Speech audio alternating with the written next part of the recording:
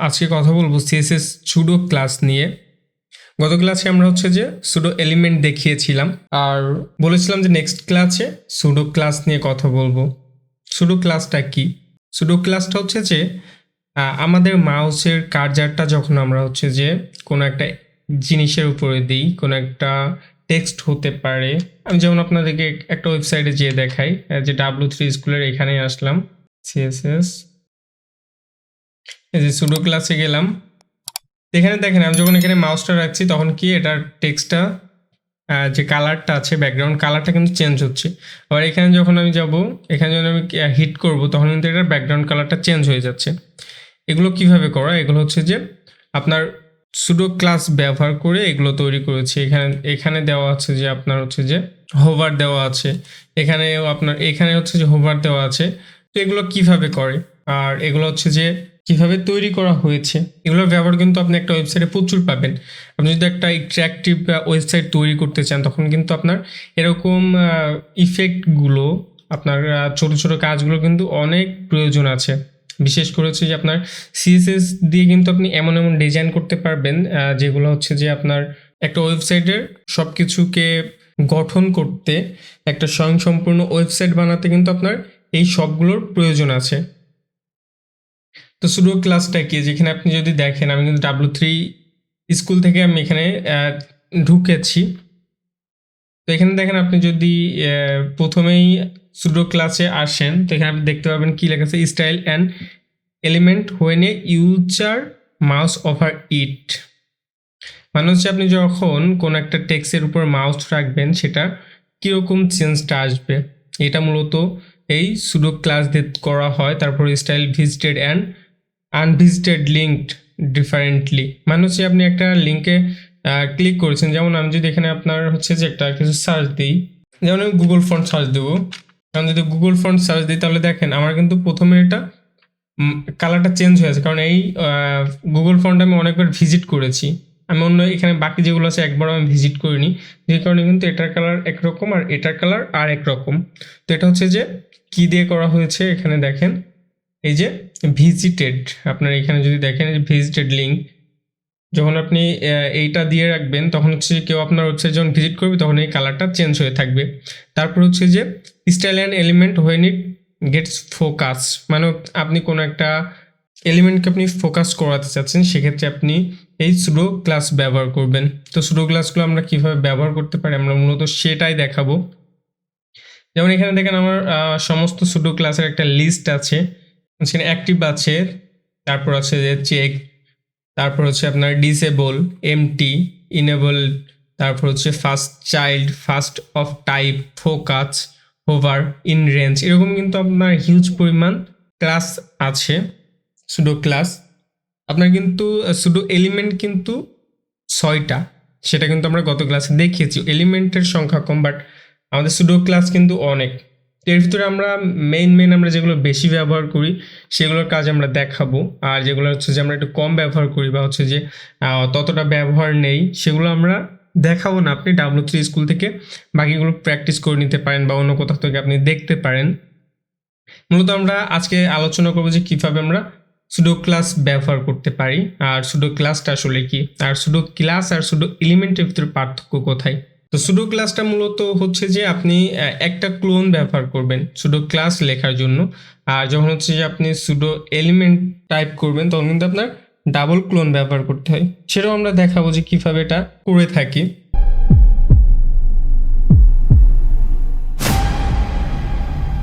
আসসালামু আলাইকুম, ফ্রিকোডার পক্ষ থেকে আপনাদেরকে স্বাগতম।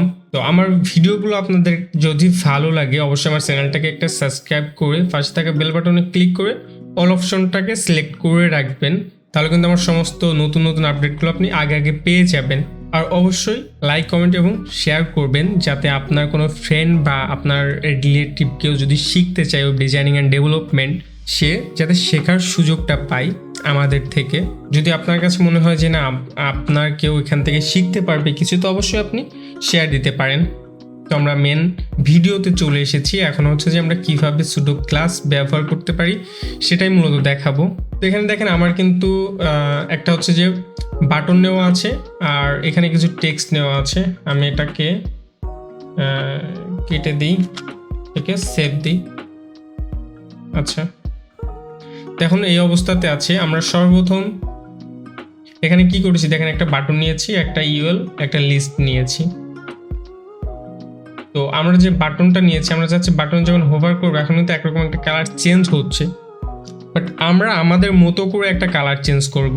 তো তার জন্য আমরা এখানে আমরা বাটনটাকে কল করব। আচ্ছা, বাটন কল করলাম। তো বাটন কল করার পর আমাদের হচ্ছে যে এখানে শুধু ক্লাস ব্যবহার করতে হবে। তো শুধু ক্লাস ব্যবহার করার নিয়ম হচ্ছে একটা ক্লোন দিতে হবে।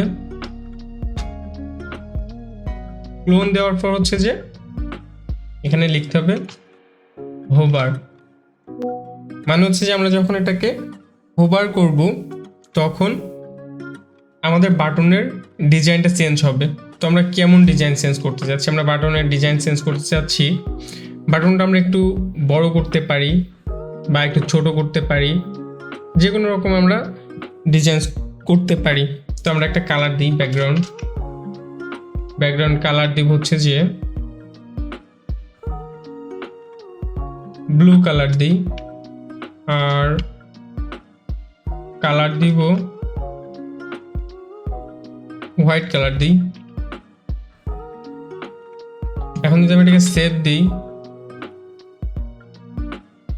আচ্ছা আমি যদি এখন বাটনে হোভার করি তাহলে কি চেঞ্জটা দেখতে পারবো, দেখেন আমাদের বাটনটা কিন্তু কত সুন্দর কালার চেঞ্জ হচ্ছে। এটাই মূলত শুধু ক্লাসের কাজ। আর আরেকটা কথা বলি, আমি কিন্তু এখানে কিন্তু একটা ক্লোন ব্যবহার করেছি, বাট আমি যদি এখানে শুধু এলিমেন্ট ব্যবহার করতে চাই তাহলে আমি কি করব, এই যে বাটন লিখলাম, বাটনের পর আমি ডাবল ক্লোন দিব। ডাবল ক্লোন দেওয়ার পর আমি কিন্তু এখানে বিফোর আফটার এরকম কিছু আমি ব্যবহার করতে পারি। আমি যদি আফটার ব্যবহার করি, আফটার ব্যবহার করলাম, আফটার পরে আমি এখানে কন্টেন্ট নিব, কন্টেন্টের ভিতরে আমি কিছু লিখতে পারবো, জাস্ট দিস লিখলাম। আচ্ছা, এখানে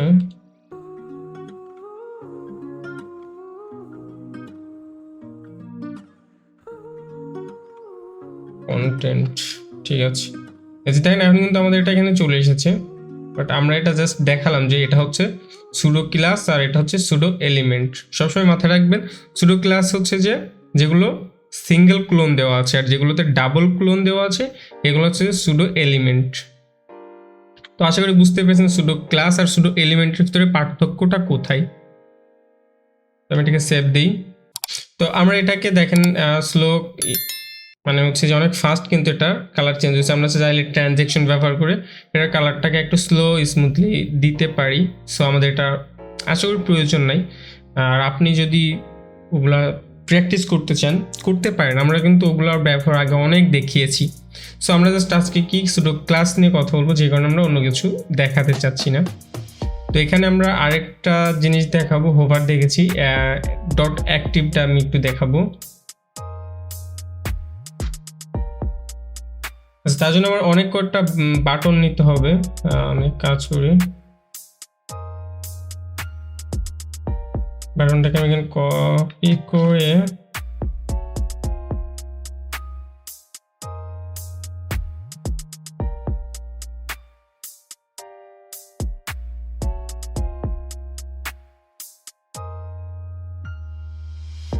এই বাটনটা আমি ক্লাস দিব, বাটন ওর নামে একটা ক্লাস দিলাম, আর এখানে কপি করব ডট বাটন ওর, আর এটাকে দিব হচ্ছে যে অ্যাক্টিভ। অ্যাক্টিভে আমি একটা কালার দিই, ব্লু কালার। দেখেন এখানে আপনি একটা জিনিস দেখেন, আমি যখন এই বাটনটাতে ক্লিক করে ধরে রাখছি তখন কিন্তু এখানে একটা কালার চেঞ্জ হচ্ছে, দেখতে পাচ্ছেন। আচ্ছা, এখানে আমি এক কাজ করি, কালার দিই হোয়াইট, তাহলে আপনার বুঝতে সুবিধা হবে। সরি, হোয়াইট না, এটা কালার দিব হচ্ছে যে রেড কালার দিই। এখন যখন আমি এখানে ক্লিক করবো দেখেন অ্যাক্টিভ এটা কালারটা কিন্তু চেঞ্জ হচ্ছে। আমি একটা ব্যাকগ্রাউন্ড কালার দিই,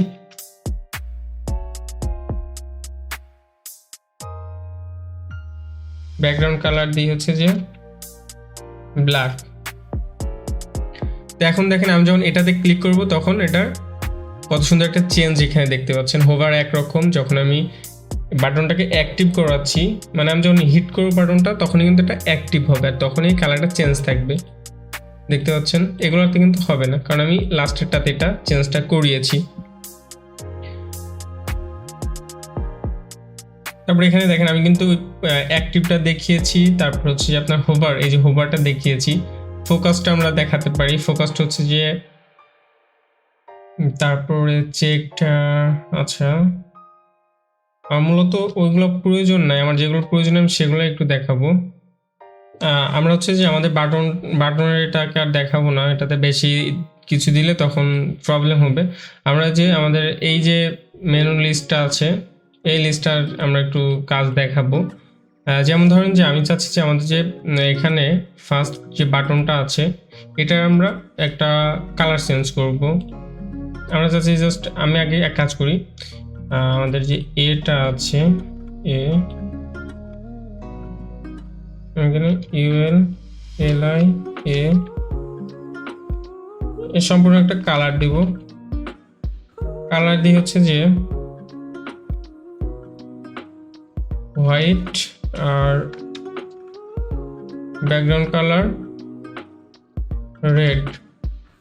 তো এই যে এই অবস্থা চেঞ্জ হয়েছে, কিন্তু আমি যদি চাই যে আমাদের প্রথম যেটা আছে এটা অন্য কোনো কালার থাকবে বা অন্য কিছু থাকবে, তো সেক্ষেত্রে আমরা কিভাবে করব? তো তার জন্য এখানে আমার সেমভাবে আবার আমি ইউএল এলআই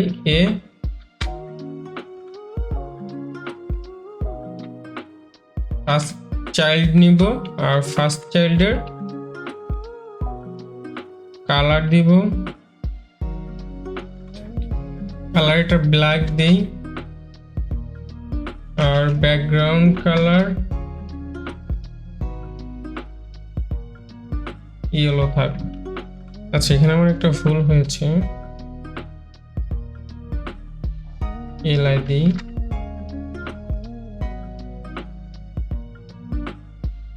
এখন ঠিক আছে, কারণ আমাদের ওখানে তো এ একটাই আছে, অ্যাঙ্কর ট্যাগ একটাই আছে, বা এলআই তো বাকি সবগুলো, যে এলআই আছে কটা, 1 2 3 4 5 6 7 8টা। আচ্ছা এখানে ফার্স্ট চাইল্ডের কিন্তু হচ্ছে যে আমাদের ব্যাকগ্রাউন্ড কালারটা ইয়েলো হয়ে গেছে। তো আমরা এখানে লাস্ট চাইল্ডকে সেমভাবে চেঞ্জ করতে পারি, ইউএল এলআই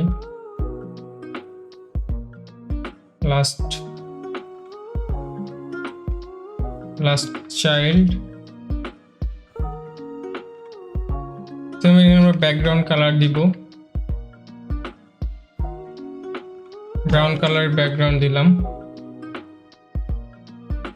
এখানে আমরা আরো অন্যান্য কিছু যদি অ্যাড করতে চাই করতে পারি, আমাদের অন্যান্য কিছু অত অ্যাড করে দেখানোর আমি মনে করি প্রয়োজন নাই, কারণ হচ্ছে যে যত বেশি অ্যাড করবো তত বেশি সময় যাবে, তত আপনারা বুঝবেন কম। এরপরে আমাদের আর একটা সবচেয়ে বেশি প্রয়োজন, যেটা হচ্ছে যে আমি এটাকে এখান থেকে কমেন্ট আউট করে রাখবো।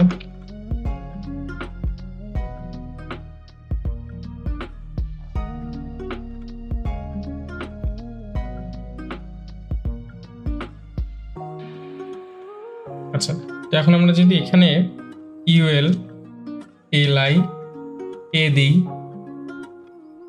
দিয়ে এখানে দিব এনটিএইচ চাইল্ড, দিয়ে এখানে দিব হচ্ছে যে ব্যাকগ্রাউন্ড দিব, ব্রাউন কালারের ব্যাকগ্রাউন্ড দিব, বার্লি উড দিই, তাহলে পরে ভালো হবে। আচ্ছা তো এখানে আমি দিব হচ্ছে এন। তো যখন আমি এন দিব তখনই দেখেন এখানে কিন্তু সবগুলোর কালার চেঞ্জ হয়ে গেছে। আমি এ না দিয়ে আমি যদি এলআই কে দিই তাহলে পরে বিষয়টা আর একটু ভালো দেখাবে। আচ্ছা তো এখন দেখেন এখন কিন্তু আমাদের প্রতিটা কালার কিন্তু চেঞ্জ হয়ে গেছে, আমাদের সবগুলো একটার সাথে আরেকটা মিশে গেছে। আচ্ছা যাই হোক, তো এখানে যদি আমি হচ্ছে যে এন না দিয়ে 2n দিই, দিয়ে যদি সেভ দিই তাহলে কি হবে? তো দেখেন কত সুন্দর একটা কাজ করেছে। 2n দেওয়াতে প্রতিটাতে কিন্তু একটা করে ছেড়ে দিয়ে 2 নাম্বার থেকে এটা নিয়েছে, মানে প্রথমটা বাদ দিয়ে আবার তারপরটা, আবার তারপরটা বাদ দিয়ে তারপরটা, এটা কিন্তু জোড় আকারে কাজ করেছে। তো আমি যদি এখানে শুধু 3 দিই, দিয়ে যদি সেভ দিই, তাহলে কিন্তু জাস্ট 3 নাম্বারটাই এটা কাজ করবে। এভাবে আপনি চাইলে সিঙ্গেলভাবে প্রতিটাতে দিতে পারবেন, আলাদা আলাদাভাবে কালার করে দিতে পারবেন। এটা কখন ইউজ করা হয়? যখন হচ্ছে আপনি ক্লাস দেননি, আপনি হচ্ছে যে আলাদাভাবে আপনি কালার চেঞ্জ করবেন বা কোনো ডিজাইন করবেন, বাট আপনি ক্লাস অ্যাড করবেন না, সেক্ষেত্রে আপনি এইভাবে করতে পারেন। এটার কিন্তু অনেক ব্যবহার আছে। তো আমি এখানে 2n দিয়ে রাখি, 2n দিয়ে সেভ দিলাম। ওকে, তো মূলত আমাদের এইগুলো হচ্ছে সবচেয়ে বেশি ব্যবহার হয়। এরপর হচ্ছে যে আমাদের আরও কিছু কিছু আছে যেগুলো আমি একটু ওখান থেকে আপনাকে দেখাই। যেমন এই যে আমার হচ্ছে চেক, তারপর ডিসেবল, এগুলো কিন্তু হচ্ছে যে আমরা যখন কোনো ইনপুট নিব ওই ইনপুটগুলোতে ব্যবহার করা হবে। তো ওগুলো হচ্ছে যে আমি পরে এগুলো দেখাবো। এই যে ইনপুট নিয়ে যেগুলো আছে এটা হচ্ছে যে আমি নেক্সট আরেকটা ভিডিও করব, সেটাতে হচ্ছে আমি ইনপুট যতগুলো আছে তত সব ইনপুট দিয়ে আমি একটা আলাদা একটা পার্ট করব। সিএসএস যে সুডো ক্লাসগুলো আছে, আজকে জাস্ট বেসিক আমাদের যেগুলো হচ্ছে মেন যেগুলো আমাদের প্রয়োজন বেশি সেগুলো দেখিয়েছি। নেক্সট ক্লাসে হচ্ছে যে আমাদের ইনপুট যেগুলো আছে, মানে হচ্ছে যে আপনি যখন একটা ফর্ম ক্রিয়েট করবেন বা হচ্ছে যে একটা সার্চ বার তৈরি করবেন, তখন কিন্তু আপনার ইনপুট টাইপ নিতে হয় বেশি। তো এই ইনপুট টাইপে হচ্ছে যে আপনি দেখবেন অনেক রকম ডিজাইন করতে হয়। তো ওইগুলো আপনি কিভাবে করবেন সেটাই হচ্ছে যে আমি নেক্সট আরেকটাতে দেখাবো। আর এভাবে আলাদা আলাদাভাবে যদি আমি দেখাই তাহলে পরে আপনার বুঝতে সুবিধা হবে যে কোনগুলো কোথায় ব্যবহার করবেন, কোনগুলো কোথায় ব্যবহার করা আপনার প্রয়োজন। এখানে আমার আপাতত আর সেরকম কিছু দেখানোর নেই, এতটুকুই দেখালে আমি মনে করি যে আপনি অনেক কিছুই করতে পারবেন। এই দিয়েই কিন্তু হচ্ছে যে আপনি অনেক কাজ করতে পারবেন। আমরা হচ্ছে যে নেক্সট যখন আরেকটা প্রজেক্ট করব তখন কিন্তু আমরা অ্যাডভান্স লেভেলের যত জিনিস আছে সবগুলো কিন্তু ব্যবহার করব। তখন কিন্তু আমরা হচ্ছে যে অ্যাডভান্স লেভেলে যেগুলো দেখাচ্ছি এগুলো কিন্তু তখন আমরা এগুলো আলোচনা করব না, জাস্ট হচ্ছে যে ব্যবহার করব, দেখাবো, শেষ। তো অবশ্যই এখন যে ক্লাসগুলো আমি দিচ্ছি এগুলো হচ্ছে যে আপনি একটু ভালো মতো প্র্যাকটিস করবেন প্রতিটা জিনিস, তাহলে কিন্তু আপনি এগুলো ভুলবেন না, সবগুলো হচ্ছে যে আপনার মনে থাকবে। তো ভিডিওটা আমি এখানে শেষ করে দিচ্ছি। সবাই ভালো থাকবেন। আসসালামু আলাইকুম, আল্লাহ হাফেজ।